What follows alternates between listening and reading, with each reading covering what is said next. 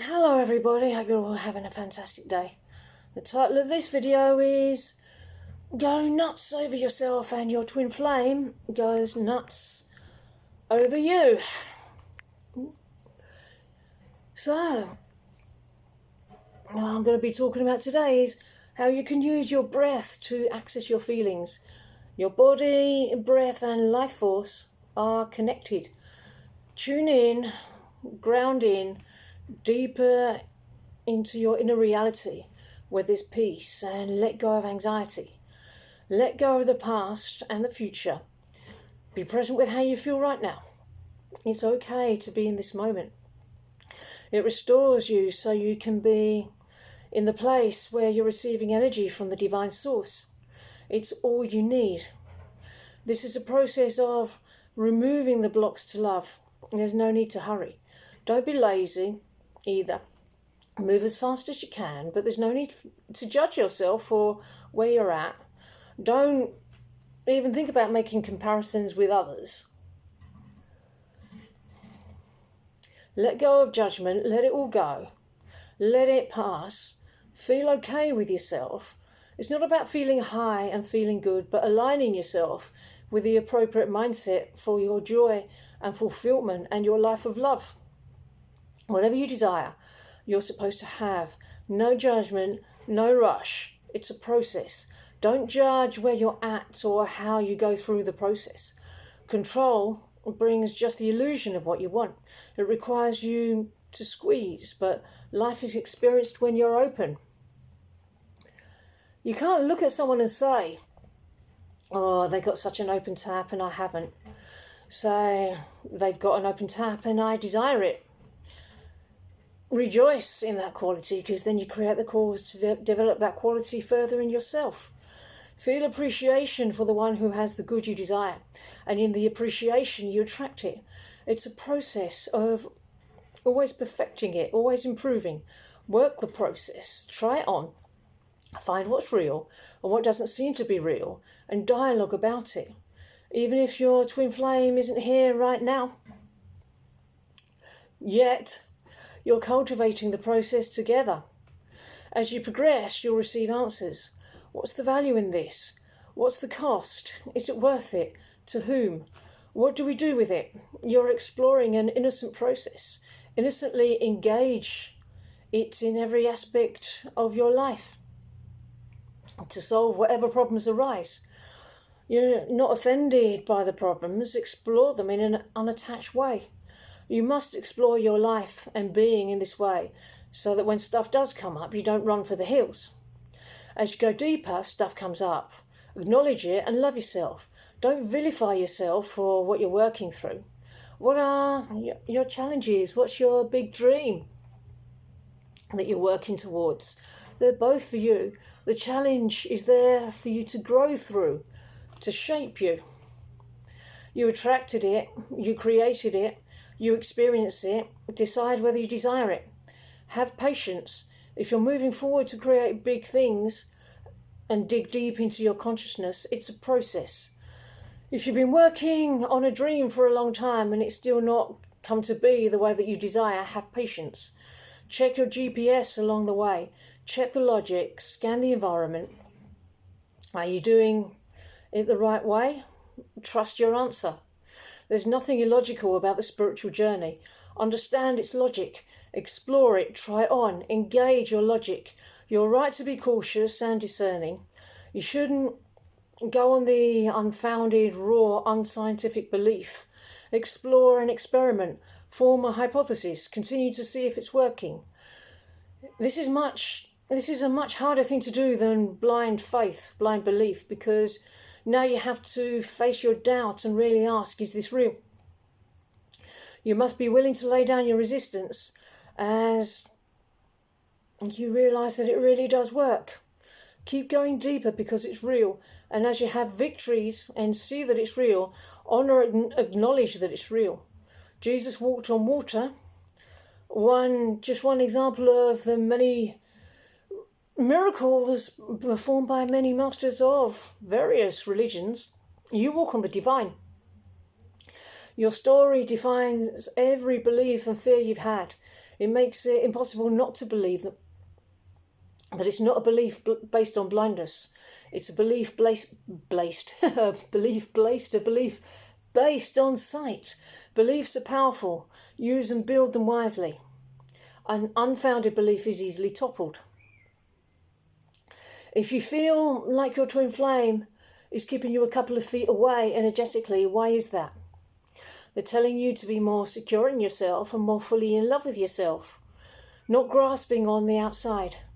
Your twin flame is your ultimate guru, your ultimate teacher, your greatest teacher first. Do you want them to come closer? You should be feeling an enormous amount of relief with this awareness. There's no need to give up your dream of romance and intimacy and closeness. Your twin flame is valuing themselves and guiding you there to get what you want. It's a journey. Are you trying to envelop them in your wings? They're teaching you that they want to be free. If you have a tendency to control them, that's what you're working through, so have compassion for yourself here. They see you as focused and motivated. They see your potential. It's safe to let go of any clinging. You won't lose anything. You won't cause them to fly away by clinging. When you see yourself as emotionally overwhelmed by the clinging, is beating yourself up effective? It exacerbates the problem. Your inner clinging child needs a hug, so give yourself that comfort. If I or your neighbour gave you that love and comfort, would you go nuts over me or them? That's what you want to do for your twin flame. Go nuts over them. They want to love you back. Where are you not receiving? Go nuts over yourself and they go nuts over you. Loving yourself is giving yourself what you want your twin flame to give you. Neediness, and I'm sure everybody listening will know this, neediness is an open vortex of a black hole. If you feel yourself back inside, love yourself first. It's always the same thing because it's fundamental. It applies to all situations. It's the textbook twin flame dynamic, the scientific pathway to get what you want. See the logic functioning in your union.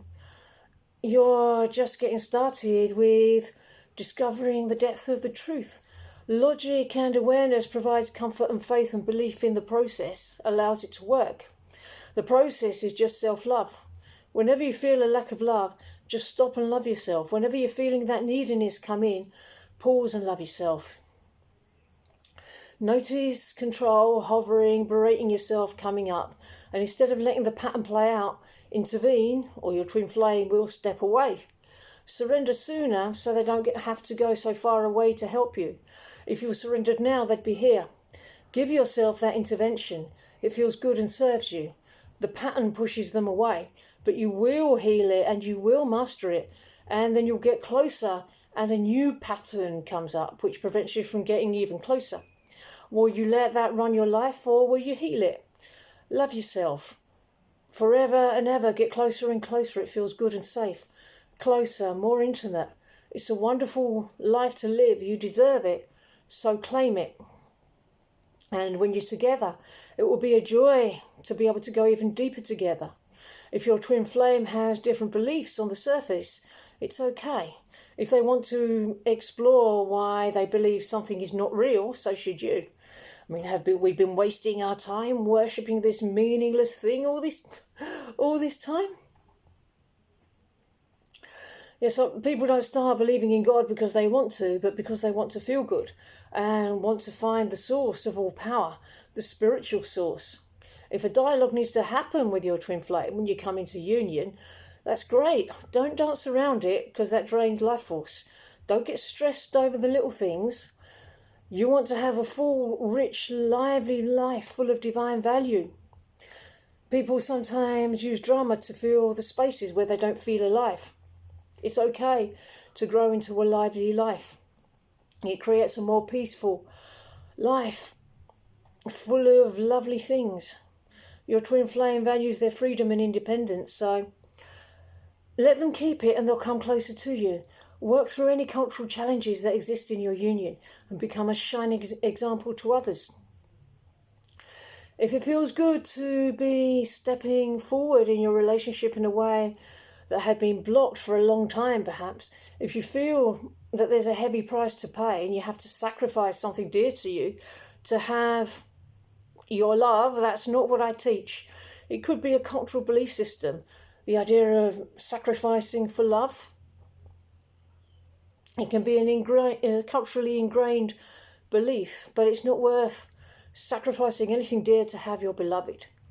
All cultures have a deep beauty and divinity and must be respected and loved, but there's also challenges to perfect. Love based on suffering doesn't work. Would you chop off your arm to get a harmonious union? Would you feel good about that? And chop off a finger to show how much you love someone? But this idea can be a program, a cultural pathway to get what you want. You can't abandon your culture, though. It will always be in you. It's the love of your ancestors. Question how it works and perfect it. All cultures could use a little bit of perfecting. To say that they can't is to stagnate. Loving your culture sustains it. Cultures who live and breathe adapt. To see it is to honour it. If you're wondering if it's really your place to change your own culture, remember, you're divine.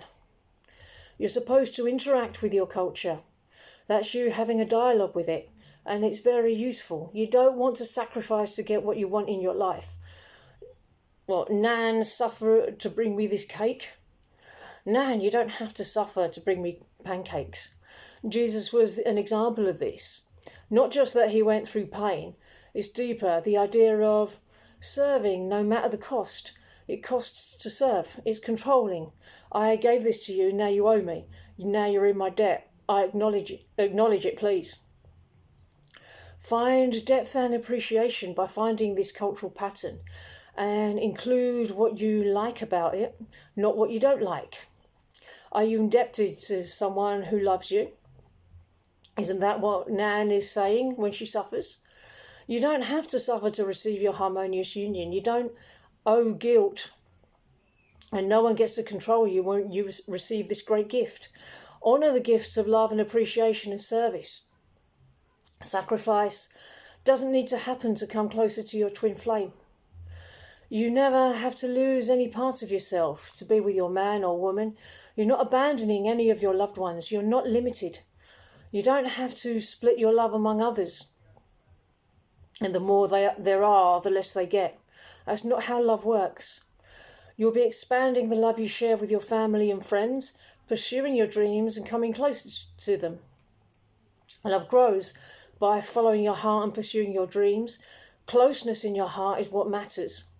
In the material world, it may look like we have limited resources, but are you a loaf of bread that you have to slice up to share amongst your family, and you save the crusts for your twin flame while your family has the rest? And do you feel your twin flame will be okay because they have their own family? No.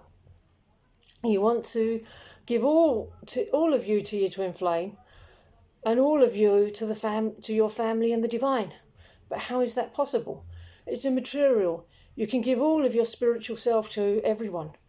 Is there a block where you feel like you need to split yourself? You're only abandoning yourself by not following your own heart. Others' feelings are not responsibility. Of course, people will be emotional as you do big things. It takes maturity to be bold, to make decisions and move with confidence and assertiveness. It's okay to do that, and you can only be responsible for your own feelings. You still have to do whatever you desire to do. If someone is so upset that they impede you, work through it. You've still got to do you. It's an emotional process of making big life changes. Be compassionate with yourself. Have patience with yourself. Learn the lesson and go beyond that. It's okay to look at your life and work and express it. It's okay to make mistakes. It doesn't matter in the end. It's the idea that the collective is experiencing separate things. That's an illusion. Your burden is my burden. We're all one. The idea that we're separate is an illusion. When any one of us conquers anything, we all conquer it, for all of us. Oh, and on that note, I'm going to end this message. I really hope that you enjoyed it, and I hope you enjoy the rest of your day, and I will see you in the next video. Bye bye.